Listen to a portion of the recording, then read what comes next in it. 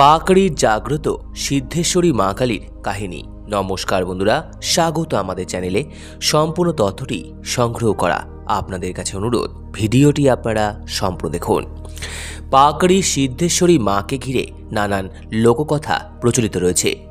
দেবী মূর্তি সুবিশাল, সুন্দর অথচ ভয়াল।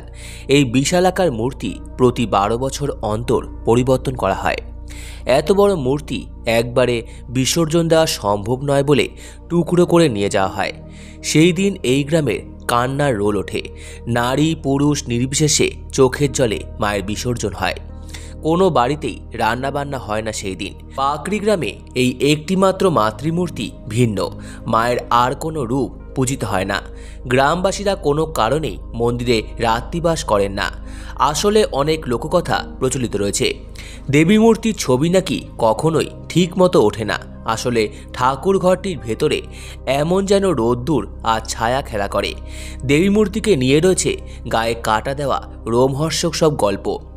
এখানকার গ্রামবাসীদের বাড়িতে এই সিদ্ধেশ্বরী কালীমায়ের মূর্তি, ক্যালেন্ডার বা ছবি ছাড়া অন্য কোনো দেবীর ফটো বা মূর্তি নেই। রাখলে সেই সব ছবি বা মূর্তি নষ্ট হয়ে যায়। এই গ্রামের সব বাড়িতেই শুধু এই সিদ্ধেশ্বরী মা কালীর পূজিত হয়। এমনকি গ্রামের কারো মোবাইলেও অন্য কোনো ঠাকুরের ফটো বা ভিডিও থাকলে সেই ফটো বা ভিডিও নষ্ট হয়ে যায়। 19শে ফাল্গুন প্রতি বছর এই উৎসব উদযাপন করা হয় মায়ের এই মন্দিরে। এই সময় মন্দিরে মেলাও হয়। এখানে 2 থেকে 3 দিন ধরে মেলা হয়। তবে শান্ত স্নিগ্ধ গ্রাম্য পরিবেশ, অথচ বৈদ্যুতিক ব্যবস্থা আছে। রয়েছে নানান মহিরুহ, এমনকি রুদ্রাক্ষ গাছও। রয়েছে সিদ্ধেশ্বরী মায়ের মন্দির। ছোট্ট মন্দিরটি বেশ পরিষ্কার পরিচ্ছন্ন। এখানে বিশ্রাম করা যায়। তবে মন্দির চত্বরে গাছপালা, ফুল ফল ছেঁড়া নিষিদ্ধ। পাশেই রয়েছে বিশাল দিঘি, তাতে কাচের মতো স্বচ্ছ জল। চারপাশে সবুজ পরিবেশ, শান্ত দিঘি, ছোট মন্দির আপনার মনকে শান্ত করবে।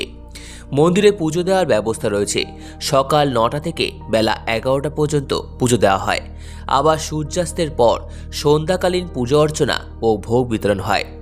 কলকাতা থেকে মাত্র 67 কিলোমিটার দূরে জিটি রোড ধরে পৌঁছানো যাবে মগরা। সেখান থেকে কিছুটা এগিয়ে গেলে পড়বে নাকশা মোড়। ডান দিকে 5 কিলোমিটার গেলেই পৌঁছে যাবেন পাকড়ি। অথবা হাওড়া বর্ধমান মেল লাইনে তালান্ডু স্টেশনে নেমে গাড়িতে দিকসুই। সিদ্ধেশ্বরী মায়ের মন্দির হুগলি জেলার মগরা থানার অন্তর্গত প্রাচীনতম গ্রামগুলির মধ্যে দিকসুই অন্যতম। দিকসুই গ্রাম পেরিয়ে কয়েক কিলোমিটার গেলেই ছোট্ট গ্রাম পাকড়ি। বহু শতক পুরনো সিদ্ধেশ্বরী মাতার মন্দিরের সিদ্ধেশ্বরী মা অত্যন্ত জাগ্রত। সম্পূর্ণ ভিডিওটি দেখার জন্য আপনাদের সকলকে অসংখ্য ধন্যবাদ। ভিডিওটি ভালো লেগে থাকলে লাইক, কমেন্ট, শেয়ার এবং চ্যানেলটিকে অবশ্যই সাবস্ক্রাইব করুন। ধন্যবাদ।